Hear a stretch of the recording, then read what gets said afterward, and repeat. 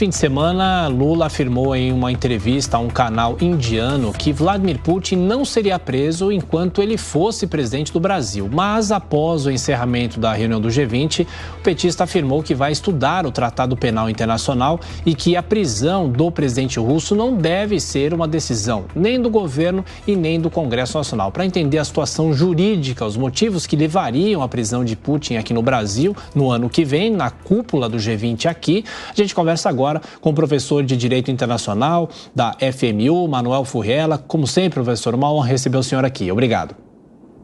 Bom dia, eu que agradeço o convite. Eu acho que primeiro, Por favor. Pode explicar, se vocês quiserem, um pouco o que é o Tribunal Penal Internacional. Eu acho que é interessante para os ouvintes e telespectadores entenderem que foi um tribunal criado com o apoio da ONU em 1998, que começou a operar de 2001 para 2002. E ele foi criado como sucessor de tribunais anteriores que eram criados caso a caso. O mais famoso deles foi o Tribunal de Nuremberg, foi um tribunal criado para julgar os criminosos nazistas, famoso, um tribunal muito mencionado hoje em dia, mas que era um tribunal específico, criado para aquela circunstância. Então, ele não era permanente, nem era universal em termos de julgar qualquer cidadão do mundo. Vários outros tribunais também surgiram dessa forma, e aí, em 98, a comunidade internacional teve uma ideia muito importante para os direitos humanos, para combater crimes internacionais contra a humanidade. Qual foi? Criar um tribunal com duas características importantes. Um, permanente, então ele não é criado temporariamente, e o outro, para julgar qualquer cidadão do mundo que cometa crimes contra a humanidade. E aí, a quantidade de estados, de países que negociou o tratado foi muito grande. Ele foi assinado em 98, inclusive pelo Brasil, inclusive pelos Estados Unidos. E aí veio o segundo ato, que foi o de ratificação, de confirmação. O Brasil confirmou, os Estados Unidos não confirmou, a Rússia não participou.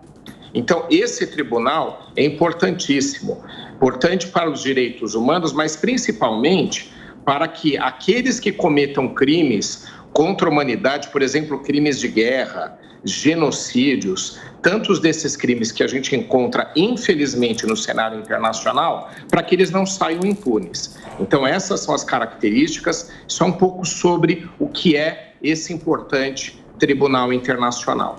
Agora, professor, feita então essa contextualização importante, o presidente Lula disse no G20, na verdade foi um disse, depois não me disse, voltou, houve um recuo, sobre essa eventual prisão de Vladimir Putin aqui no Brasil, se eventualmente ele viesse participar da cúpula do G20 no Rio de Janeiro no ano que vem.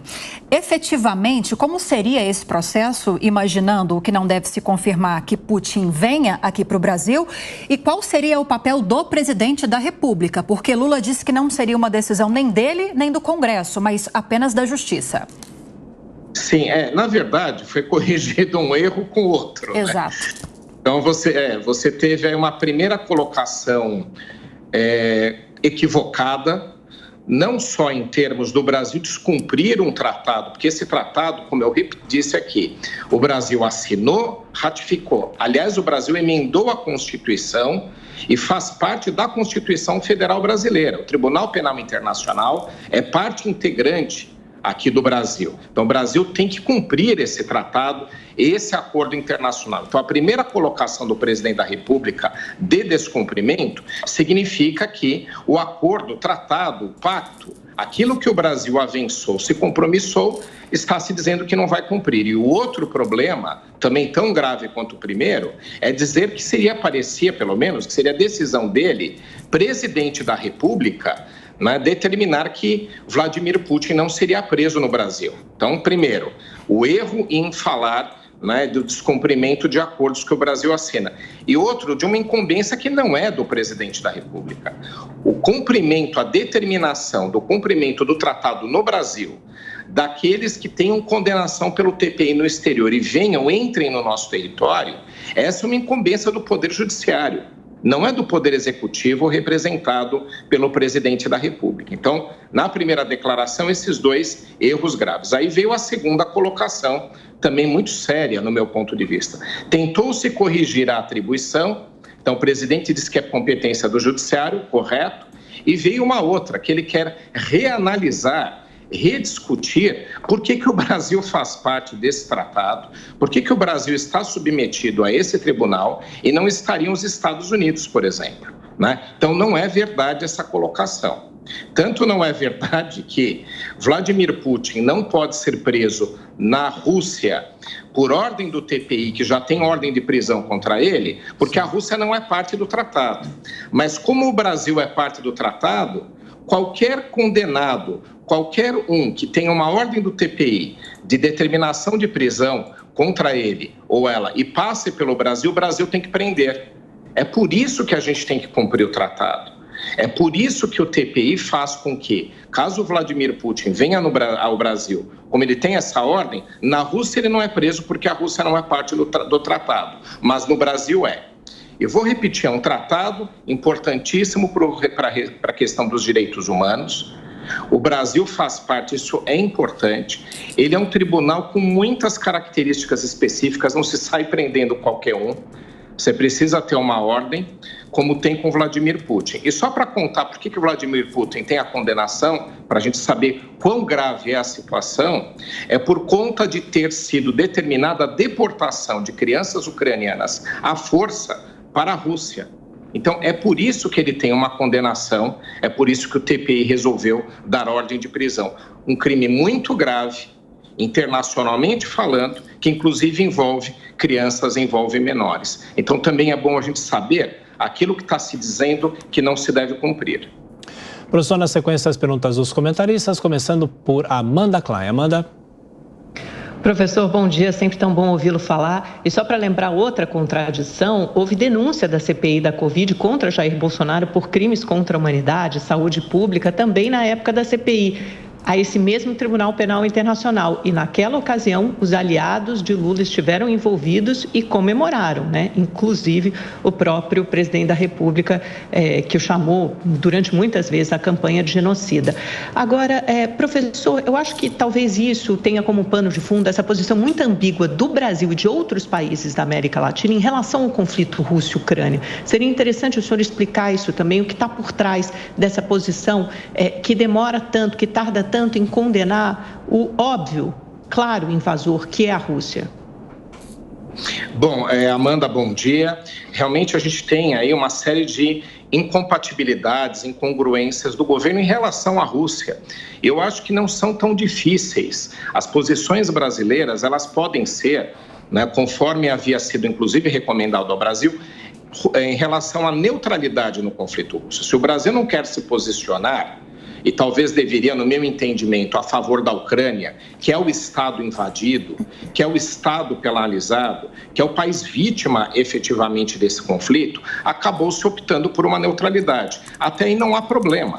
Eu não vejo problema numa decisão de não se envolver diretamente no conflito. Aliás, acho que até útil para o Brasil, já que a gente não é player, já que nós não fazemos parte do tabuleiro que envolve propriamente esse conflito. Então, se a gente quer entrar nesse tabuleiro, que a gente não entre com alguma posição equivocada. Eu acho que o Brasil está nesse limiar de tomar decisões erradas sobre esse conflito. Permanecendo neutro, eu acho que seria muito mais útil ao Brasil. De qualquer forma, né, a decisão do governo brasileiro começa a aparecer, as decisões, transparecer um apoio à Rússia. E aí a neutralidade começa a ser rompida nesse aspecto. E as decisões de apoiar a Rússia também envolvem premissas totalmente equivocadas. Acabei de falar da condenação que sofreu aquele Vladimir Putin no TPI. Então, o Brasil não precisa tomar uma posição dessas, que torna, inclusive, letra morta um acordo que o Brasil assinou no exterior, para poder ter alguma posição interessante comercialmente nesse conflito. Então, há uma predileção, o governo brasileiro vem dando sinalizações, foi feita uma declaração na China, onde o presidente Lula disse que tanto Rússia quanto Ucrânia eram partes iguais no conflito, que também não é uma verdade, e agora mais essa declaração. Então, eu acho que são posições que desgastam a imagem do Brasil no exterior e que é o vai e volta como aconteceu agora, um erro para corrigir o outro, como eu mencionei. De qualquer forma, esse conflito ele vai continuar por muito tempo, não há nenhuma sinalização de que ele vai se resolver, então o Brasil tem que continuar tomando cuidado nas posições que tem, sob pena de sofrer desgaste internacional e até mesmo aqui no judiciário, que sentiu-se afrontado com uma alegação do presidente de que seria a decisão dele se Vladimir Putin seria preso ou não no Brasil. Então, acho que é um conjunto de equívocos que o Brasil não precisa deles para se manter nas relações internacionais, mesmo que queira se aproximar um pouquinho mais da Rússia. Professor, Roberto Mota agora tem uma pergunta para o senhor também. Bom dia, professor. Me parece que o Putin não iria a qualquer lugar onde existisse o menor risco dele ser preso, né? Ele não foi à África do Sul, não foi à Índia. Agora, essa é a primeira ordem de prisão do Tribunal Penal Internacional para o chefe de uma superpotência. A Rússia tem, entre outras coisas, 5.000 ogivas nucleares. Quem se arriscaria a prender ou tentar prender Vladimir Putin? Ótima colocação, né? A gente tem algumas outras ordens já de prisão do TPI, né? Inclusive contra chefes de Estado de países africanos. Mas envolvendo uma superpotência, é a primeira ordem, está correta a sua colocação. Então você cria uma saia justa. Vladimir Putin não tem ido a estados que declaram que efetivamente, né, vão cumprir as ordens do TPI, justamente para não correr esse risco. E caso a ordem venha a ser dada, qual vai ser a reação de Vladimir Putin? Obviamente que ele não vai aceitar cumprir essa ordem, ele vai cobrar uma posição do Estado russo em relação a fazer qualquer tipo de interferência para que essa ordem não seja cumprida. Então, isso pode, sim, ser também objeto de algum conflito internacional. Veja só que grande parte do conflito que a Rússia tem ainda com a Ucrânia é decorrente justamente de um problema do próprio Vladimir Putin de sustentação no poder. Ele está também nesse conflito por esse motivo, para se sustentar no poder. Então, ele não se aventuraria no exterior a colocar-se em risco, ter a chance de ser preso sem utilizar qualquer tipo de recurso de apoio da própria Rússia, do próprio país em favor dele. Claro. Ele está na Ucrânia. E se fossem cumprir uma ordem de prisão dele em qualquer estado membro do TPI, que tem que ser membro do TPI para cumprir, que é o caso do Brasil, com certeza ele envolveria toda a força que a Rússia pode ter e com certeza a gente teria mais um conflito internacional e grandes riscos. Concordo com a tua colocação. Professor, nosso tempo já terminou, mas preciso fazer as seguintes perguntas para o senhor. Primeiro, se ele vier ao Brasil, quem o prende? Onde ele fica preso? E se o Brasil não cumprir de prendê-lo, o que acontece? Bom, primeiro, quem manda cumprir é a justiça brasileira, não é o Poder Executivo, né? O presidente já, pelo menos essa parte, ele corrigiu na sua última colocação, equivocada, mas essa parte ele corrigiu. A ordem é cumprida pelas autoridades policiais brasileiras, ele fica temporariamente detido no Brasil, e aí vem a outra ordem do TPI. O TPI tem duas instâncias para decidir essa questão. Uma que determina a ordem de prisão, isso já aconteceu, e a outra é a parte de execução da pena, onde ele vai cumprir. Então, pode ser no próprio Brasil, né? Nada impediria que ele continuasse preso no Brasil, né? Ele seria detido num primeiro momento e depois viria a ordem de onde ele cumpriria propriamente. Se o Brasil não cumprir o tratado, além dos desgastes internacionais de não cumprir compromissos, na própria artigo 87 do TPI tem uma penalização.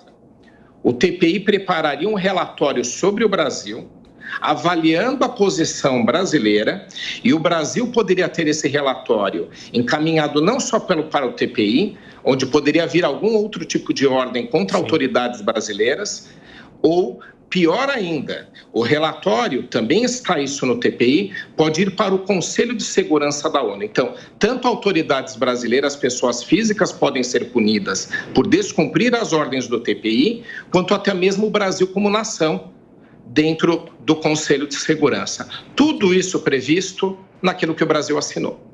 Professor Manuel Furriela, de Direito Internacional da FMU, muito obrigado pelos esclarecimentos, uma excelente semana, até a próxima, um abraço. Muito obrigado.